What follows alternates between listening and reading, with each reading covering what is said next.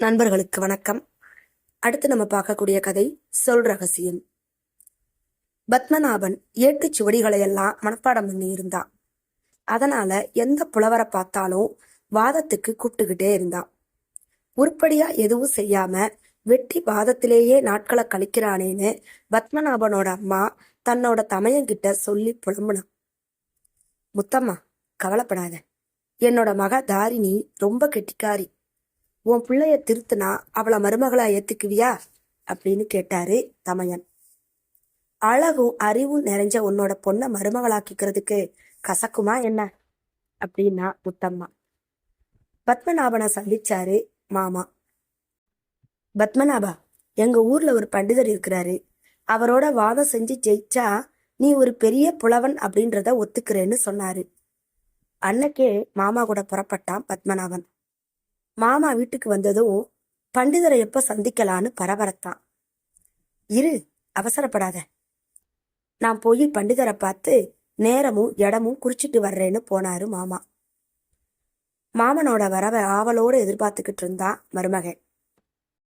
பண்டிதர் வெளியூர் போயிருக்கிறாராம். நாளைக்கு சாயந்தரம் தான் ஊர் திரும்புறாரான்னு சொல்லிக்கிட்டே வந்தாரு மாமா. அதே சமயம் தாரிணி வேலைக்காரிக்கிட்ட, அந்த ஆள் சுத்த நபங்கரி கெங்டனவளனா இருக்கிறானே அப்படின்னா. ஆமா ஆமா அப்படின்னு சொல்லிக்கிட்டே வேலைக்காரி போனான். இதை கேட்ட பத்மநாபன் குழம்பிட்டான். இது என்ன புது வார்த்தை, இதுக்கு என்ன அர்த்தம்னு மாமனை விசாரிச்சான். தாரிணி பண்டிதர்கிட்ட தமிழ் படிக்கிறா. அவர் சொல்ற புது வார்த்தைகளையெல்லாம் இப்படித்தான் அடிக்கடி பயன்படுத்துவான்னு சொன்னாரு மாமா. அது சரி, அது வேலைக்காரிக்கும் புரியுதே அப்படின்னு பத்மநாபன் மடக்க, அது ஒரு அசமஞ்சம். இவளோட தர்க்கம் வேண்டாம்னு எதுக்கு எடுத்தாலும் ஆமா போட்டுருவான்னு சொல்லிக்கிட்டே போயிட்டாரு மாமா. வேற வழி இல்லாம தாரிணியிடமே கேட்டான், நீங்க பண்டிதரோடு தர்க்கம் செய்ய போறீங்களா? மயக்கஞரா இருக்கீங்களே. அவர் இந்த மாதிரி சொற்களை பிரவாகமாக பயன்படுத்துறதுல சங்கம எரலத்துனதராயிற்றே. எப்படி சமாளிக்க போறீங்க அப்படின்னு கேட்டா. பத்மநாபனுக்கு முடிய பிச்சுக்கலாம் போல இருந்துச்சு. தாரிணி, நிறுத்து. வார்த்தைக்கு அர்த்தம் புரியாம குழம்பிக்கிட்டு இருக்கும்போது இன்னும் 2 வார்த்தைய சொல்லிட்டேயே. இதோட ரகசியம் தெரியலனா என்னால எந்த வேலையுமே செய்ய முடியாது. தயவு செஞ்சு சொல்லு அப்படின்னு கெஞ்சினா பத்மநாபன்.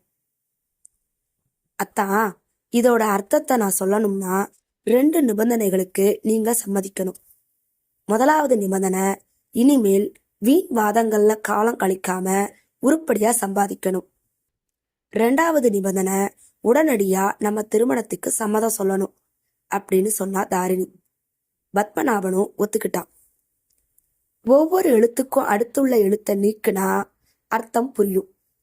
முதல் வார்த்தை நன்றி கெட்டவன், 2வது வார்த்தை மக்கு, 3வது வார்த்தை சமர்த்தராயிற்றே. சரிதானே? என்ன முழிக்கிறீங்க?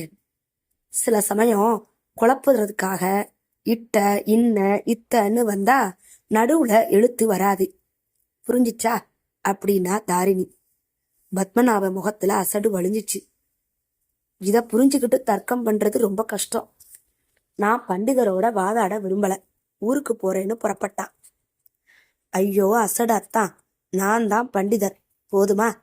உங்களை வழிக்கு கொண்டு வர நானும் அப்பாவும் போட்ட நாடகம் இது. அட, அத்தை வந்துட்டாங்களே. அப்பா சாஸ்திரிகளை பார்த்து முகூர்த்தம் குறிக்க போயிருக்கிறாருன்னு சொன்னா தாரிணி. ஒரு நிபந்தனை, இதோட நீ இப்படி எழுத்த இடையில போட்டு பேசுறத நிறுத்திக்கணும் அப்படின்னு சொன்னா பத்மநாபன். 2 பேரும் சேர்ந்து சிரிக்கிறதோட காரணம் தெரியாம முழிச்சா முத்தம்மா. சாதுரியமான செயலால பண்டிதர்களையும் வென்று விடலாம்.